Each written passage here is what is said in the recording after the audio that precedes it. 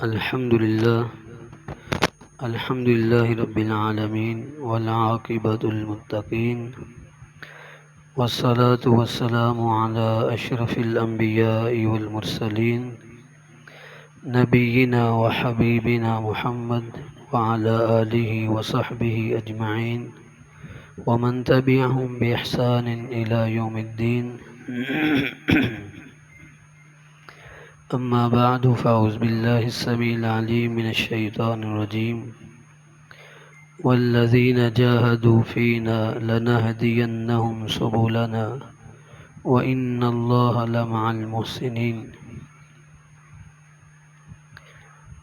ہر قسم کی حمد و ثنا اللہ رب العالمین کے لیے، درود و سلام امام الانبیاء جناب محمد الرسول اللہ صلی اللہ علیہ وآلہ وسلم کی ذات اقدس کے لیے۔ ایمان کی حلاوت اور ایمان کی مٹھاس کن لوگوں کو نصیب ہوتی ہے، اس حوالے سے ہماری گفتگو جاری تھی۔ حضرت انس بن مالک رضی اللہ تعالیٰ عنہ کی روایت، نبی اکرم صلی اللہ علیہ وسلم کا فرمان، ثلاث من کن فیہ وجد حلاوت الایمان، تین چیزیں جس شخص کے اندر پائی گئیں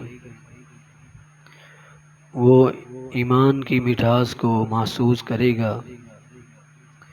پہلی چیز، ان یکون اللہ ورسولہ احب الیہ مما سواہما، یہ کہ اللہ اور اس کے رسول کائنات کی ہر چیز سے بڑھ کر اسے محبوب ہوں۔ وَأَن يُحِبَّ الْمَرْءَ لَا يُحِبُّهُ إِلَّا لِلَّهِ، اور دوسری چیز کہ وہ جس شخص سے بھی محبت کرے صرف اور صرف اللہ کی رضا کے لیے کرے۔ اور تیسری چیز، وَأَن يَكْرَهَ أَن يَعُودَ فِي الْكُفْرِ كَمَا يَكْرَهُ أَن يُقْذَفَ فِي النَّارِ، اور کفر کی زندگی کو، کفر میں واپس پلٹنے کو ایسے ناپسند کرے جیسے کوئی شخص جہنم میں پھینک دیے جانے کو ناپسند کرتا ہے۔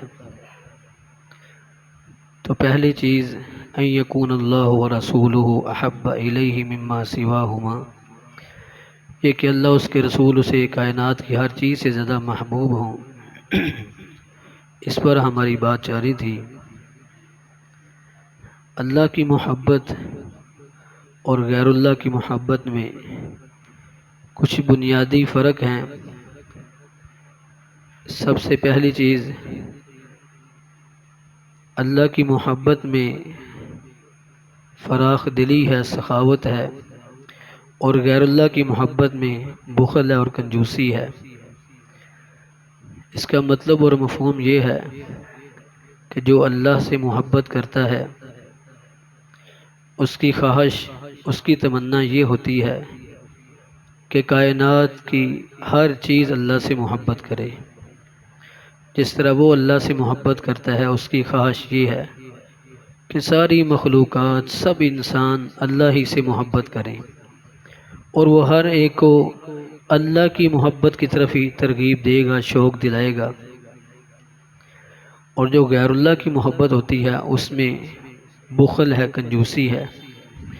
جو غیر اللہ سے محبت کرتا ہے اس کی خواہش یہ ہوتی ہے کہ صرف میں ہی اس سے محبت کروں، کوئی اس سے محبت نہ کرے۔ اور اگر اس شخص سے کوئی اور محبت کرتا ہے تو اسے تکلیف ہوتی ہے۔ اگر وہ کسی کے ساتھ بیٹھ کے مسکرا کے باتیں کرے تو یہ باتیں کرنا بھی اسے ناپسند ہوتا ہے۔ تو غیر اللہ سے محبت کرنے والا ہمیشہ یہی چاہتا ہے کہ بس وہ میرا ہو کر رہ جائے، میرا محبوب صرف میرے ساتھ ہی بیٹھے، میرے ساتھ ہی آئے جائے، میرے ساتھ ہی باتیں کرے، کسی اور سے محبت بھی نہ کرے، کسی اور سے تعلق نہ رکھے۔ جبکہ اللہ سے محبت کرنے والے کی خواہش یہ ہوتی ہے کہ ہر ایک اللہ سے محبت کرے۔ اور جس طرح مجھے اللہ کی محبت نصیب ہوئی ہے، اللہ ہر ایک کو اپنی محبت عطا فرما دے۔ ایک تو یہ فرق ہے۔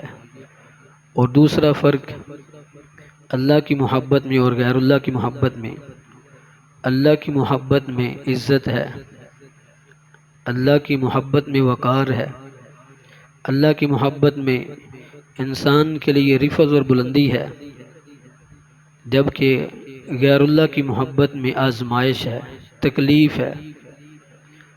جو بھی بندہ اللہ سے محبت کرتا ہے تو اسے اللہ عزتوں سے نوازتا ہے، اسے قلبی راحت نصیب ہوتی ہے، اس کی زندگی میں کامیابیاں اور کامرانیوں سے حاصل ہوتی ہیں، جبکہ غیر اللہ سے محبت کرنے والا اس کے لیے آزمائش ہے۔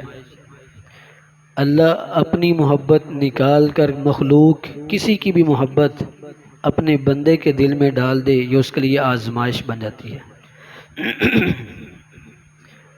کیونکہ جتنا تم اللہ سے محبت کرو گے تو اللہ بھی اتنا ہی تم سے محبت کریں گے۔ نبی علیہ السلام نے فرمایا کہ میرا بندہ، اللہ تعالیٰ فرماتے ہیں میرا بندہ اگر ایک ہاتھ میرے قریب ہوتا ہے میں تو ایک گز اس کے قریب ہوتا ہوں، اگر وہ مجھے تنہائی میں یاد کرتا ہے میں فرشتوں کی جماعت میں اسے یاد کرتا ہوں، وہ ایک قدم بڑھاتا ہے میں 10 قدم اس کی طرف بڑھاتا ہوں۔ تو اللہ کی محبت میں یہ عزت ہے کہ اللہ کی محبت میں بڑھنے میں اللہ بھی اپنے بندے کے قریب ہوتا ہے، جبکہ غیر اللہ کی محبت میں یہ فطرتی بات ہے، جس سے آپ محبت کریں گے وہ آپ سے دور بھاگے گا۔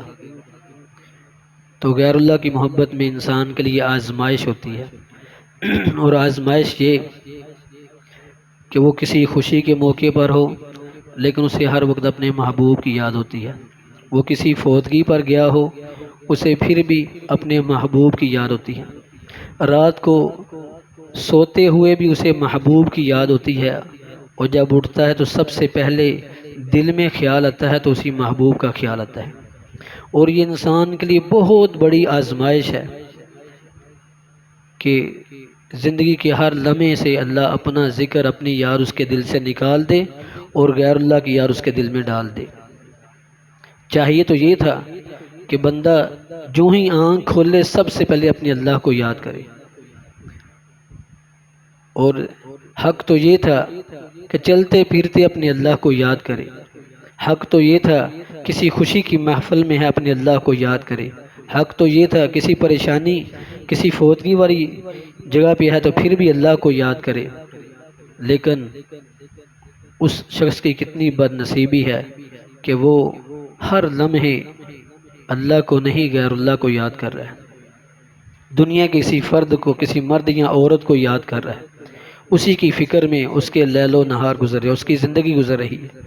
تو اس سے بڑی آزمائش بندے کے لیے اور کیا ہو سکتی ہے۔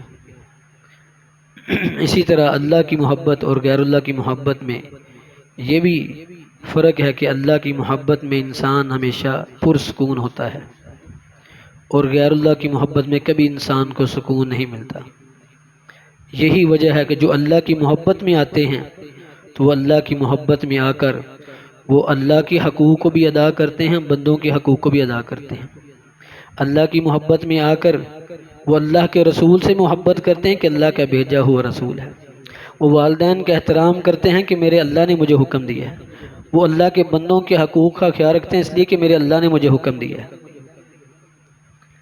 تو ان کے لیے سکون اور راحت ہوتی ہے، ہر عمل کے اندر انہیں راحت نصیب ہوتی ہے، جبکہ غیر اللہ کی محبت میں راحت نہیں ہے، سکون نہیں ہے، بے چینی ہے۔ اسی وجہ سے کتنے ایسے لوگ ہیں جو اپنے محبوب کی ملاقات حاصل نہ ہونے سے یا اپنے محبوب کے نہ ملنے پر خودکشی کر لیتے ہیں، اپنی زندگی کا خاتمہ کر لیتے ہیں، اپنی زندگی بیکار کر لیتے ہیں، نشہ استعمال کرنا شروع کر دیتے ہیں۔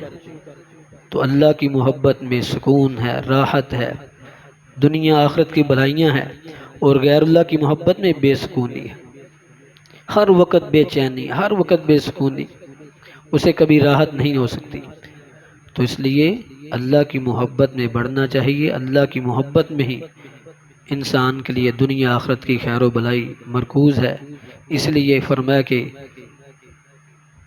ثلاث من کن فیہ وجد بہن حلاوت الایمان، جس شخص کے اندر 3 چیزیں پائی گئیں وہ اپنے ایمان کی مٹھاس کو محسوس کرے گا، اسے ایمان کی حلاوت لذت محسوس ہوگی، اور سب سے پہلی چیز یہی ہے ان یکون اللہ ورسولہ احب الیہ مما سواہما، یہ کہ اللہ اور اس کے رسول کائنات کی ہر چیز سے بڑھ کر اسے محبوب ہوں۔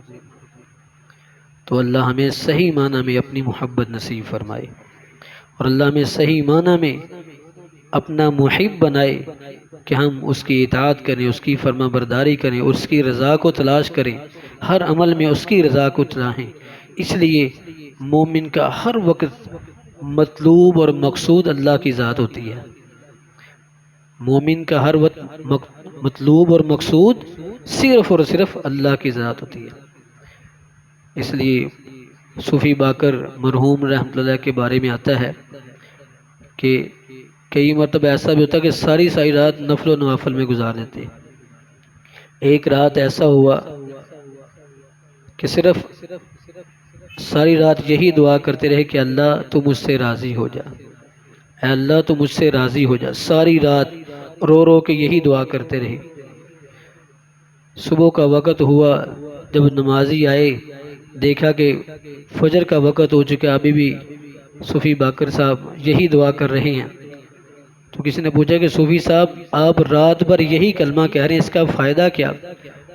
کہنے کہ اللہ کے بندے، میں نے ساری رات یہی مانگا کہ اللہ تو مجھ سے راضی ہو جا، اور اگر اللہ نے ایک مرتبہ بھی کہہ دیا کہ باقر میں تم سے راضی ہو گیا تو میری زندگی کا مول مجھے حاصل ہو جائے گا، میری زندگی کا مقصد مجھے حاصل ہو جائے گا۔ تو بھائیو، ہم سب کا مقصد یہی ہونا چاہیے کہ میرا اللہ کیسے مجھ سے راضی ہو سکتا ہے۔ میں گھر میں ہوں، میں باہر ہوں، میں لین دین کے معاملات میں ہوں، میں تجارت میں ہوں، میں عبادت میں ہوں، صرف یہ دیکھوں کہ میرا اللہ کیسے مجھ سے راضی ہوگا۔ جب ہم ہر وقت، ہر لمحے، اب زندگی کے ہر عمل میں اللہ کی رضا کو مقصود رکھیں گے تو سمجھ لیجئے کہ ہم صحیح معنی میں مومن ہیں۔ اور پھر ہمیں یہ احساس ہوگا کہ جو ہی ہم سے غفلت ہوگی، ذرا سی کوتاہی ہوگی، تو پھر ہم ایسے بے چین ہو جائیں گے جیسے مچھلی کو پانی سے باہر پھینک دیا جائے، کیسے وہ تڑپتی ہے، بے چین ہوتی ہے، اور پھر فوراً مومن سے غلطی ہونے کے بعد فوراً وہ توبہ کرتا ہے۔